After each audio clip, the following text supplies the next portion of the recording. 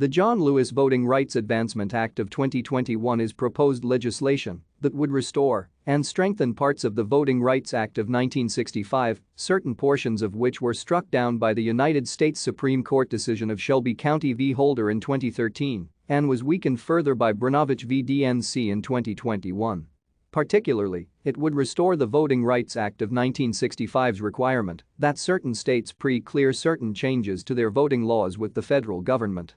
It was reintroduced in the 117th Congress and is named after late Georgia Representative and voting rights activist John Lewis.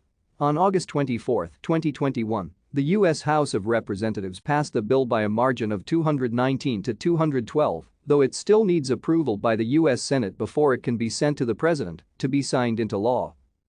On June 25, 2013, the United States Supreme Court struck down a key provision in the Voting Rights Act of 1965 in a 5-4 decision in the case of Shelby County v. Thank you for watching. Like and subscribe if you would like to view more of our videos. Have a nice day.